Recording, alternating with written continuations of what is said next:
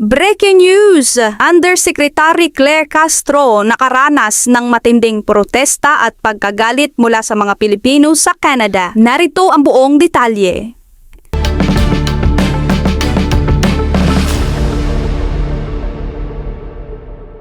Naharap sa isang napakainit at hindi inaasahang sitwasyon si Undersecretary Claire Castro sa kanyang pagbisita sa Canada nitong nakarang linggo matapos siyang harangin, sigawan at kumprontahin ng isang grupo ng mga Pilipino na galit sa kasalukuyang administrasyon. Ang insidente na kumakalat sa social media sa pamamagitan ng viral na video ay nagpakita ng tensyon sa pagitan ng opisyal at ng mga kababayan nating naninirahan sa nasabing bansa.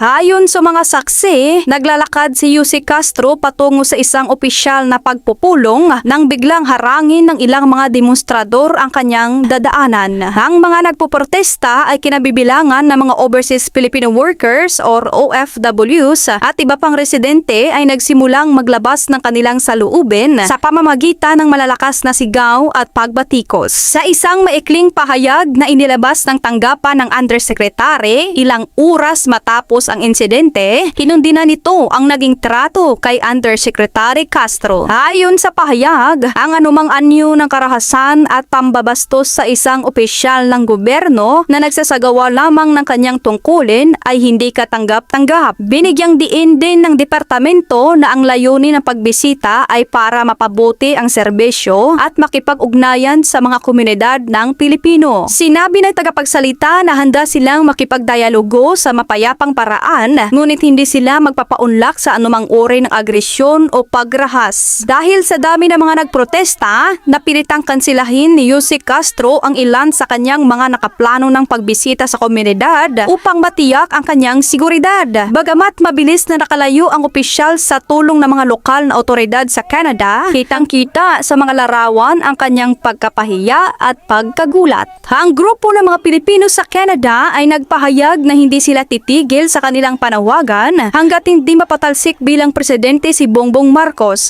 Ang nasabing insidente ay inaasahang magdudulot ng mas mahigpit na pagsusuri sa mga opisyal na bibisita sa iba't ibang bansa upang tiyakin ang kanilang seguridad at upang mapakinggan ng maayos ang mga hinaing ng mga Pilipino sa ibayong dagat. Hati naman ang opinyon sa social media at nahati ang opinyon ng mga netizens. Marami ang pumuri sa mga rallyista sa Canada dahil sa kanilang lakas ng loob na singilin ng isang opisyal sa harap ng madla. Ayon sa kanila, ito ang paraan upang ipakita sa mga nasa gobyerno na hindi nabulag ang mga Pilipino sa nangyayari sa bansa. Sa kabilang banda, may mga pumuna rin sa naging paraan ng mga rallyista. Ayon sa ilang netizen, hindi nararapat ang pisikal na konfrontasyon at dapat pa ring panatilihin ang paggalang sa mga institusyon, anuman ang pagkakaiba sa pananaw at politika. Sa kasalukuyan, patuloy ang pag-iimbestiga sa insidente at nagpapatuloy ang mga talakayan kung paano nga ba ang tunay matutugunan ng gobyerno ang mga hinaing ng mga Pilipinong matagal nang nagtitiis sa abroad. Ang pagbisitang ito na sana ay pagpapakita ng malasakit ay nauwi sa isang trahedyang politikal na nag-iwan ng malalim na marka sa imahe ng opisyal. Para sa mga susunod po update sa mainit na balitang ito, manatiling nakatutok dito sa Pinas News File. At para sa karagdagang detalye, narito at panoorin natin ang full video. So, sobrang satisfied talaga ako at sobrang happy sa aking nakita na mga chururut na naglabasan, especially dito sa Canada, sa lugar ni Daddy Bugs. Ayan o, ang gagaya ho. Ang sinto-sinto.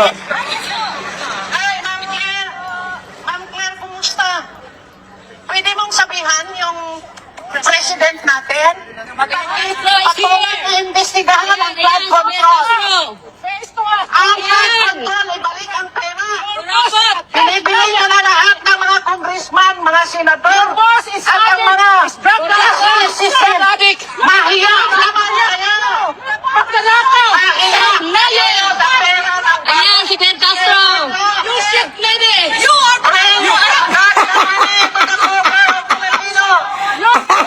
Hi, CJ! what you are. Because you're a liar. Sorry. Ma'am, you're a traitor. Nan! You are a traitor. Nan! Ngirit-ngirit! Ngirit-ngirit mo ba kayo, yayaw? Pero tangi ang kwarta sa... Nan, ang ilong hello, Nan! Pilipino. Shame on you, sir. Inaubos na ninyo ang kwarta sa flood control. None. Please! Please! Officer? Officer, ano ka? Makagto ka sa officer? Claire, if you must know, Canada is a land of freedom. North America is a land of peaceful rallyists. They give importance and priority to their citizens and other citizens to practice their rights to demonstrations. Diyan sa Canada, as long as nga hindi ka mayulinte, kahit mag-scream, mag-yell, mag-run ka, sagot sa kanya sa officer, well, they are free to run, they are free to scream. Mr. Officer, I'm scared about! Di ba matapang kang bilat sa iloy mo, tapos magdating sa kanilang alpo, do ipis, hindi makaye. Ngayon, nakita mo, wherever you go in different countries, every time there is a Filipino or there are Filipino who would spot you, wala sila pakialam, ginarali, ginamegapon sa Claire, you're a liar! So satisfying. Kahit sa ganung paraan man lang, makaganti tayo sa inaning bilat sing iloy, nga siya na ang nag-akusar sa akon nga taga Malacanang, huy kaplog! Ako, ganito lang si Bugres, I do not have to work in Malacanang, but I am revered and respected. I'm very proud of. Every time I am outside of my house, I am in the mall, I am in the restaurant, kung saan man ako, kahit na minsan sa kutsi ko nakasakay kag bukas ang bintana ko. Ang mga Pilipino nagapangiyak-ngiyak nga kamayan ako. Dahil sa pagmamahal ko kay Tatay Digong, ang pagdipinsa ko sa kapwa natin. So that is the difference. Ang bilat sing iloy mo, di ako natatakot sa'yo, ka. Gagrabe nga tago, ginakonsil sa palaitot nga NBI nga gago si Matibag. Kung sino ang complainant, kung ang taga Malacanang pagkamuragli ang alpot nga bigaon sinto-sinto, hoy, kaplog. Umulan man uminit, may panty ka man umula. Ina mo, kahit saan tayo magpangabot, hindi ako sa iyo luluhod. Ngayon, ganon ka kaprestiyuso ha. Putang ina, sa Malacanang ka nagtatrabaho, but between the two of us, ako kinakamayan, minsan inahalikan ang kamay ko ng kapwa ko Pilipino, gang pangiyak-ngiyak. Mga OFW nagpapasalamat for being their voice. Ikaw, asta ka lang sa Malacanang, bilat sa iloy mo, sa tubangan sa microphone. Pagdating sa ibang lugar, minumura ka, you're a liar, you're a crybaby.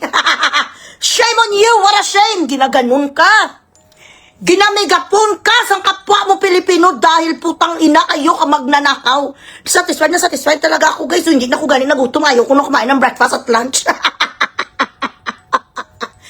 This is the result of you being a dog of BBM. For you conniving with him. This is the result of you conniving with those people who stealing money from us. Ang mga magnanakaw, ang ina PGH, wala na sang 100 million per month katulad ng panahon ni Tatay Digong. Kaya kahit saan ka pumunta, yun talagang iniisip ko guys, when they try to offer me, yung sa kabilang side, nung kasagsagan gid sang birada ko sa gobyerno, January, February, nung gina-offer nila ako sang pera, ayaw ko gid bakit? Sabi ko, I'd rather enjoy the things that I have right now, kahit hindi man ko bilyonarya, or something, makakita naman ako ng pera kahit papano. Dito na lang ko muna sa millionaire level. Hindi ko pangarapin ang billionaire level. Mabillionaire ko nga, pero murahin naman ako ng mga Pilipino. Kung saan ako makapunta, may magmumura sa akin kasi ibibenta ko ang kapwa ko Pilipino. Kahit mag-scammers na lang ako pa kunti-kunti, wag lang ako kumuha ng maleta kasi mas importante sa akin ang pagmamahal ko sa bayan, ang pagmamahal ko sa kapwa ko Pilipino, kaysa naman bilat sing iloy ang pera, mauubos ko lang yan, putang ina. Pero matatakan ako ng mga kapwa ko bilat sing iloy nga isa ako sa namaleta, ay that is something that I wouldn't do. Masarap sana kung may pera ka, tapos ipamibigay mo rin sa kapwa mo Pilipino, but still, they are still going to hate me. Kaya kahit anong offer to rin nila sa akin, ang sagot, sabi nila, name your price, sinagot ko sila, okay. Sabi nila, anything daw, anong sagot ko sa kanila, can you build me a home in heaven? Kung mabigyan niyo ko sa mansyon sa paraiso ni Cristo, sure. Pero habang hindi niyo maibigay sa akin ang ganon, no way, no fucking way, no way, Jose. Oo, buyayawon ko yung sasagwa sa mga tao, bilat sing iloy, ako dahil hindi mo ko mapaperde. Hindi man ko magpaasi-asi sa kanya, magbubugri sana. Kami, assault na naman ko, bilat sing iloy, another jail na naman, ayoko. Ang gusto ko, mas masarap ang pakiramdam, na pag may nakakita sa iyo, iloy, bugres, iloy, niyayakap ako ng mga pilipayakap po. Kahit sa ganito mo lang paraan, makapasalamat kami sa inyo. Mapunta ako sa mga kiosk-kiosk na may mga pagkain, may ginabintang mga sumay, mga supaw, libre. Kahit sa ganung bagay, yun, hindi yun, priceless yun. Magpunta ako sa mga stores na may mga Pilipina, pag nagbili ako sa mga gold, hindi na ko nila gina-charge sa mga making charge, gina-discountan pa ko, ginabigyan, ma'am, kapit, tsaka, tubig. Ano gusto mo, Iloy Bugris, ang mga Pilipino, makikita mo talaga nga nagasalaset. Ginaservisyoan ako nila, VVVVIP. Kaya ikaw, ano ka, ginamigapon ka na sa kita ka, what a shame! That is what you call ambilating Iloy ka. It's beyond reproach, it's beyond hate. These things, money could never buy. Hindi mo mabibili talaga, di puta ang respeto. You cannot impose it, you have to earn it. Ang dignity mo, wala ka naging kahit 1%. Imagine, sa Canada, kakailangan mo pa doon maghanap ka sa parak ng mga malalaki tarugo ka, mga yummy, talaga mga Canadian, no? Ay, mabuti nila, may isa ako, charing. Grabe talaga grabe talaga ang, what you call this? Grabe talaga ang kahiya-hiya. Tapos si Kwan, si BBM naman, nagalakad-lakad sa yambot kahuluya. BBM, bakit ka pa nagabisita sa mga lugar? Kakapal sa mukha mo, minumura ka ng kapwa mo Pilipino. Officer, sabi sa alpot, akala niya siguro kampiyan siya. Bring the money to the Filipino people. Hello, Slash Gang. Nagpatulong ng polis, Control Castro. projects come right Nagpatulong now. ng ano, nagpatulong. We can hear you without that. Bailan na pala, sir. Ah.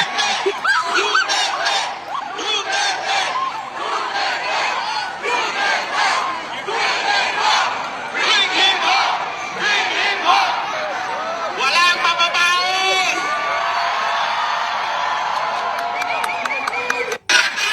Ayan.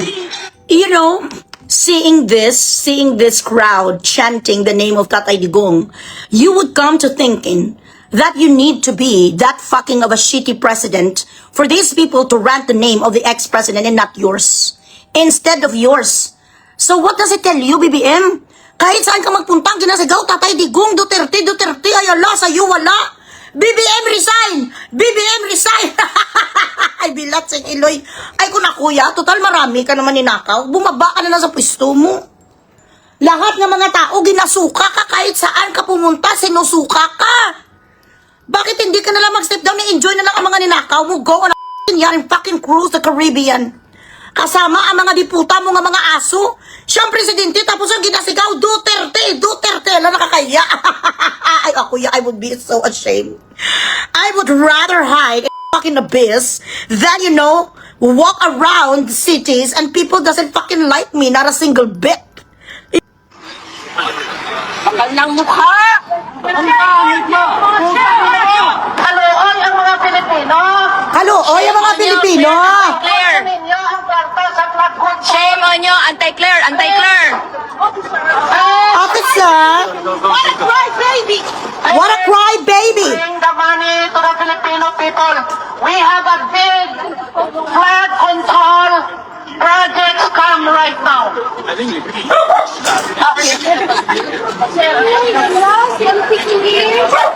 Shut up. Bakal ng mukha.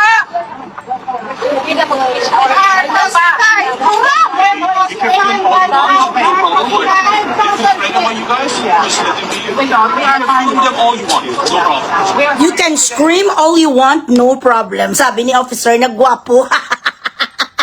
You can scream all you want, you're free to do so.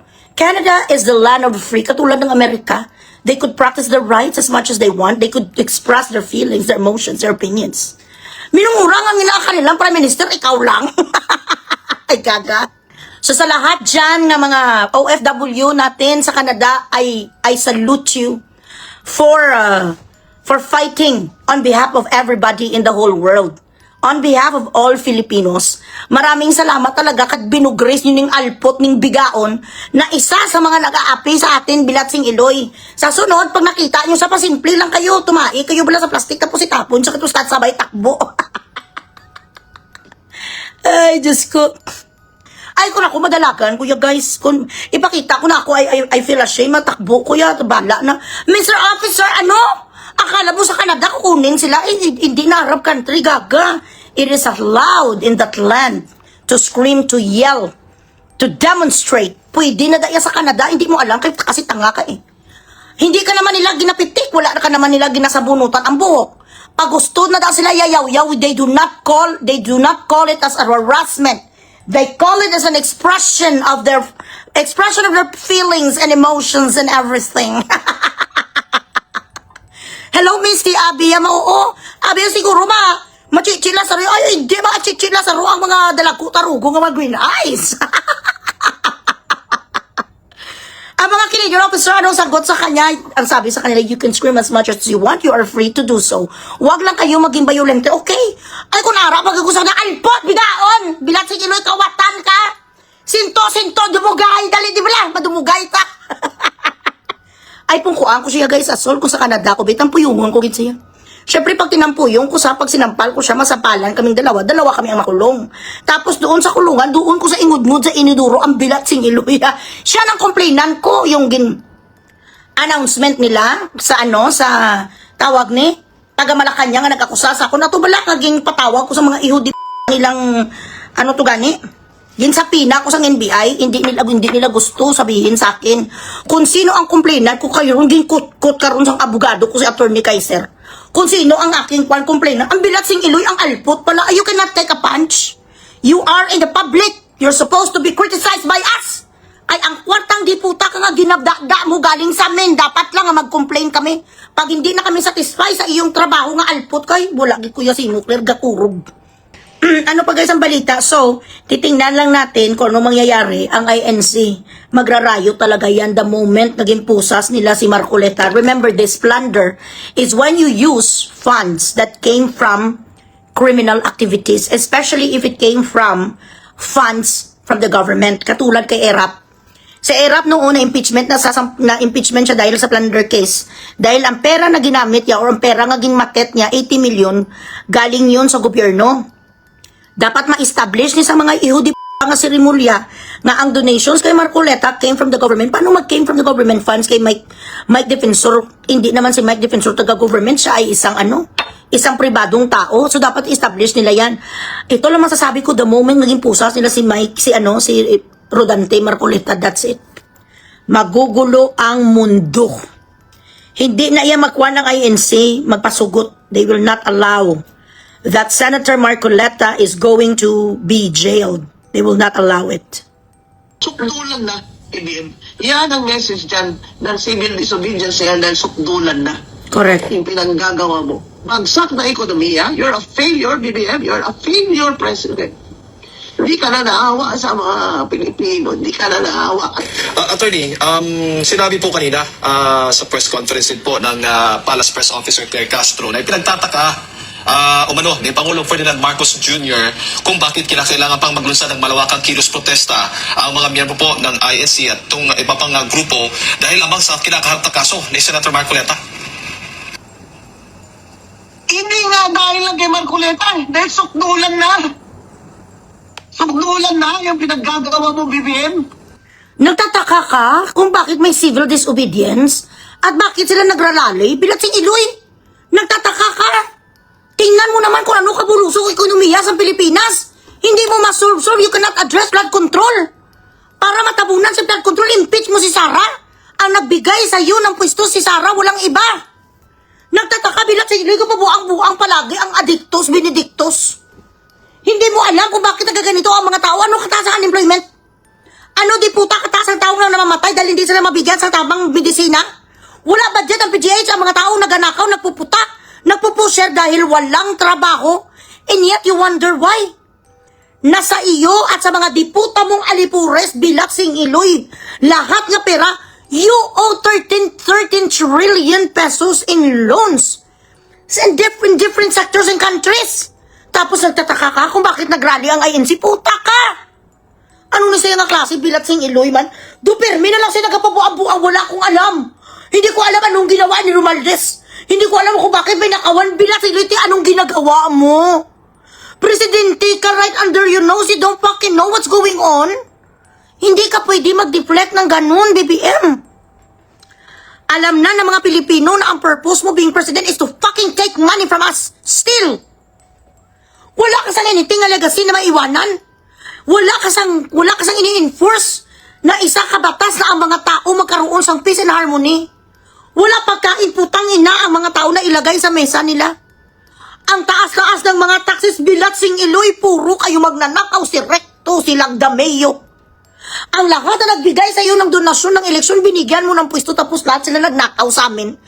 And yet, you're wondering, bakit nagkakaroon ngayon ng civil disobedience na? Ano ka, diputa? Ano na naman ang gintira mo? Lahat na lang ang mga nangyayari sa Pilipinas kung korupsyon, wala sa alam. Kaya ano ang pulos mo da? Tanungin mo, putang ina, ang mga kabinete mo. Palagi na lang siya inosente. Bakit kailangan wag ganun ng NCI Bilatsing Iloy? Dumaybi ko kay BBM. Ano ka, BBM-an? Gabulag-bulagan ka palagi kagabingi-bingiyan. Palagi sa inosente. Palagi sa walang alam Bilatsing Iloy. Tiga ano ka? Palagi na sa I have no clue why INC needs to do this. Ipablandin mo si Marcolita. Wala kami yung ebidensya. Just because he is a hardcore critic of fucking flood control, you don't like these people who speaks against you. Ako ganing ordinaryo nga Pilipino, kasuhan mo kung Bilatsing Iloy ka. Si Maharlika, kasuhan mo. Si Harry Roque, kasuhan mo. Lahat na ayaw sa'yo, kinakasuhan mo. Ang dapat sa kanya, mahalin mo lang sa tapos dilaan mo ang karipunat sa iyo, diputa. Ay, I don't have to do that. You don't fucking feed me. I feed you and the rest of your shit. Because I am a taxpayer and I am an OFW. I send fucking remittances every month, no fail. Palagi na lang si Innocente tapos ang lahat na nangyayari sa Pilipinas. Hindi